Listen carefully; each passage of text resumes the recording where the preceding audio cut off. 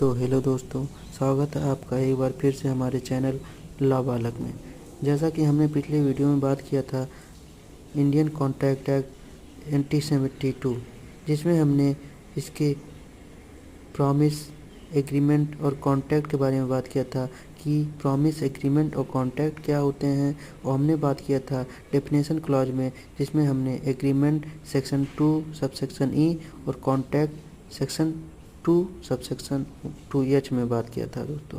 और हमने बात किया था इसके एलिमेंट्स क्या होते हैं। अब हम बात करेंगे लाइन टू लाइन इसके इसेंशियल एलिमेंट के बारे में। इसेंशियल एलिमेंट के बारे में बात करें दोस्तों, तो पहला आता है offer and acceptance.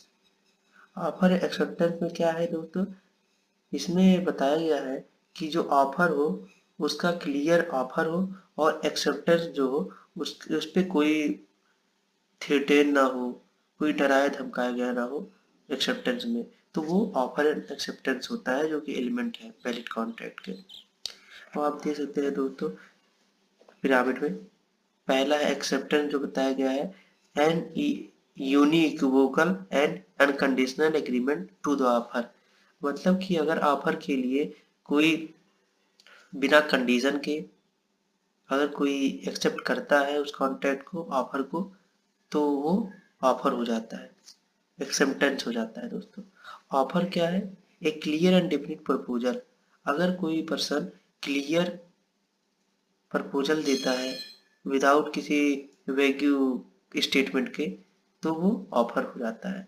Contract formation की बात करें दोस्तों, तो जब वैलिड ऑफर और वैलिड एक्सेप्टेंस हो जाता है किसी पर्सन के द्वारा लीगल एग्रीमेंट में बाइंड होकर, तो वह कॉन्ट्रैक्ट फॉर्मेशन हो जाता है वहां पे दोस्तों।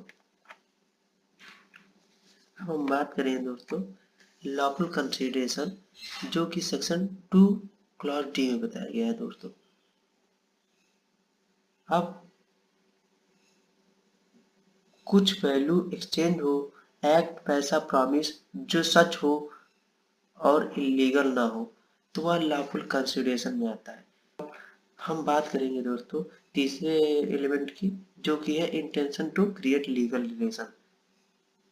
इसमें क्या है दोस्तों, बिजनेस डील में यूजुअली ये इंटेंट होता है पर सोशल या डोमेस्टिक एग्रीमेंट में नहीं होता है दोस्तों। आप देख सकते हैं दोस्तों यहाँ पे in commercial agreement intention is present, domestic social agreement lack this intent. मतलब डोमेस्टिक चीजों में थोड़ा इसकी कमी होती है। जैसे कि आपका केस में है मेरिट वर्सेस मेरिट, इसो, वाल्फर वर्सेस वाल्फर, जो कि हम आगे बात करेंगे दोस्तों इसके बारे में। अब हम बात करते हैं चौथे एलिमेंट के बारे में, जो कि बात करता है कंप्टेंट पार्टी एंड फ्री कंसेंट के बारे में। Parties must be adult of sound mind and not disqualified by law, जो कि सेक्शन 11-12 में बताया गया दोस्तों। पार्टी जो होने चाहिए वो 18+ होने चाहिए और वो समझदार होने चाहिए, उनको समझने का जो वो एज होना चाहिए वो सही होना चाहिए। Consent should be free, consent free consent होना चाहिए दोस्तों। अगर किसी कॉरिजन, अंडर इन्फ्लुएंस, मिस रिप्रेजेंटेशन और फ्रॉड के होता है उस कंसेंट में, तो वह फ्री कंसेंट नहीं माना जाता है। कॉरिजन, अंडर इन्फ्लुएंस, मिस रिप्रेजेंटेशन और फ्रॉड के बारे में हम अगले वीडियो में बात करेंगे दोस्तों। अभी के लिए आप इतना समझिए। अब हम बात करते हैं दोस्तों पांचवा element lawful object. Lawful object क्या है दोस्तों, इसमें क्या होता है जो ऑब्जेक्ट और जो पर्पज होता है वो लीगल होना चाहिए, किसी भी स्टैट्यूट के द्वारा प्रोहिबिटेड नहीं होना चाहिए या इमोरल नहीं होना चाहिए। अब हम बात करते हैं छठवें एलिमेंट के बारे में, जो बात करता है सर्टेनिटी एंड पॉसिबिलिटी। इसमें क्या है दोस्तों, terms must be clear, capable और परफॉर्मेंस एंड पॉसिबल।